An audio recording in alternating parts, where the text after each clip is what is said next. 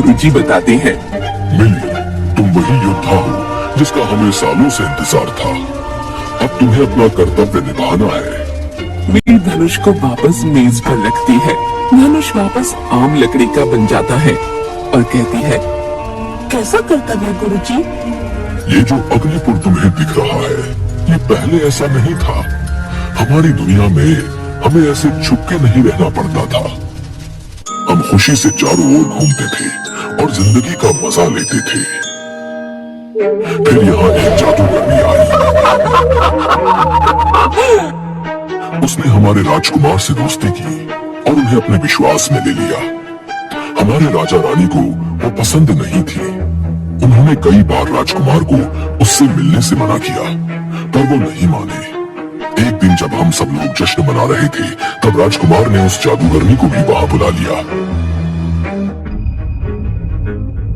मुझे कई करतब आते हैं। यदि राजकुमार चाहे तो मैं उन्हें दिखा सकती हूँ। नहीं, इसकी जरूरत नहीं।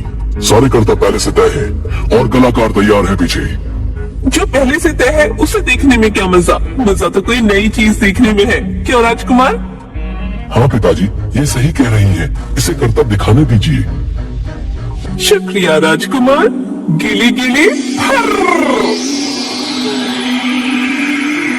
फिर उसने वो करतब दिखाए। फिर उसने कहा, अब मैं आप लोगों को अपना सबसे बड़ा करतब दिखाती हूँ।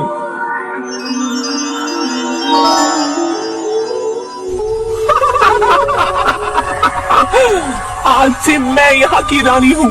अगर किसी ने मेरा कहा नहीं माना तो मैं उसे मारूंगी। साथ ही तुम्हारे राजकुमार, राजा और रानी को भी राख बना दूंगी, जिससे इनके वापस आने की तुम्हारी सारी उम्मीद ही खत्म हो जाएगी।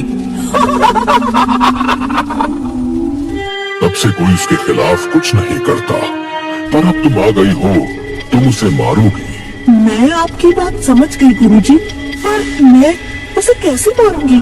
वो तो इतनी बड़ी जादूगरनी है।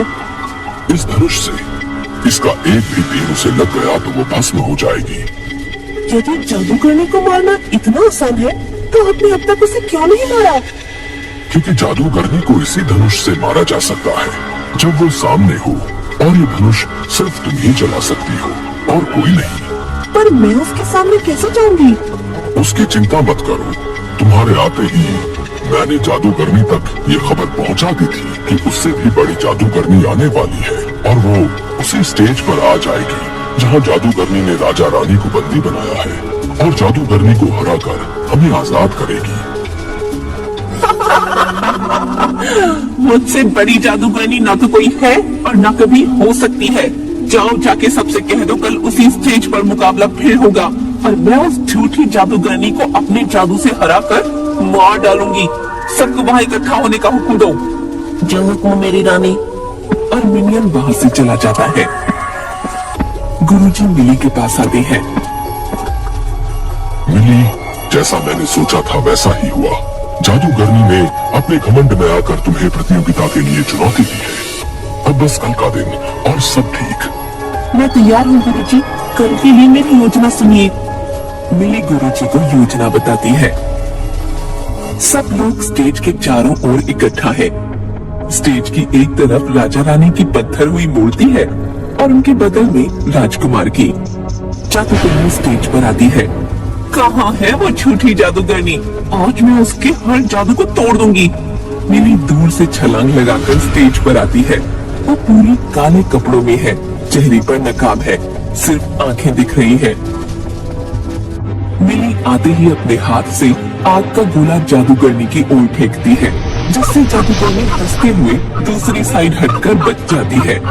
फिर जादूगरनी मिली की तरफ आग फेंकती है, जिससे मिली को बचने के लिए स्टेज के पीछे छुपे गुरुजी मिली के चारों तरफ एक जादुई घेरा बना देते हैं, जिससे जादूगरनी का हर बार घेरे से टकराकर नष्ट हो जाता है।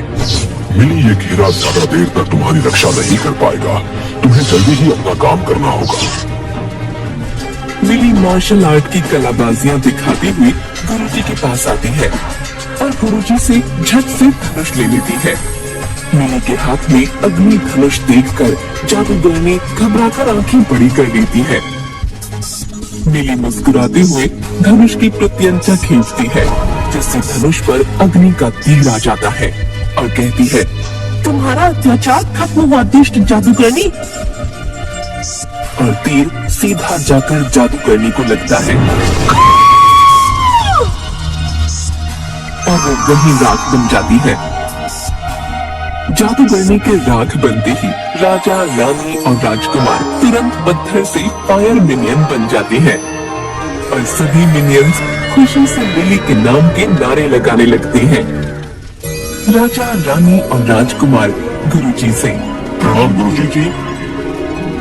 आपका बहुत बहुत आभार गुरुजी।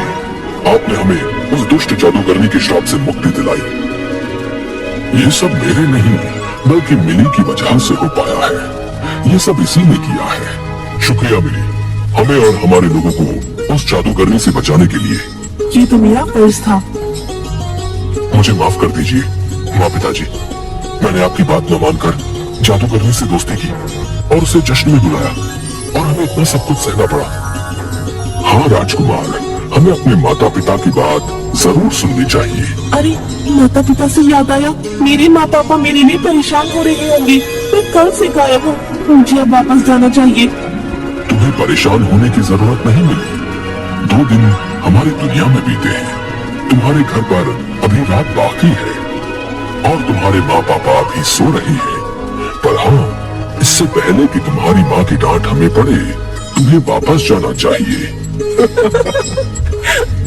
मिली, गुरुजी और कुछ फायर मिनियंस मिली की रसोई की उसी आग के दरवाजे पर खड़ी हैं, जिससे वो आग की दुनिया में गई थी। ये मास्क लो, जब भी तुम्हें हमसे मिलने का मन करे, ये मास्क पहनकर किसी भी आग के दरवाजे से हमारे पास आ जाना। धन्यवाद गुरुजी, और आप लोगों का भी बहुत बहुत शुक्रिया। आप ही मुझे अपनी दुनिया में ले गई थी। शुक्रिया मिली हमारी मदद करने के लिए। ये बताओ, आग का गोला फेंकना तो मैंने सिखाया था, पर तुमने इतनी अच्छी कलाबाजी और तीरंदाजी कब सीखी? गुरुजी, हमारे स्कूल में मार्शल आर्ट सिखाया जाता है, वहीं से सीखा।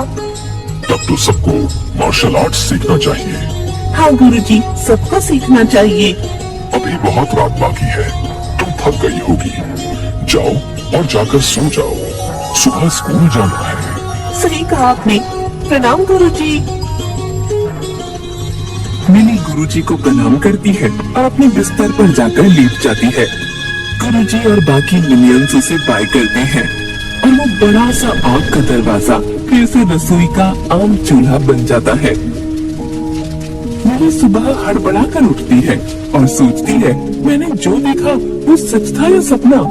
तभी उसे अपने बगल में रखा गुरुजी का दिया हुआ मास्क दिखता है और खुशी से उसकी आंखें चमकने लगती हैं।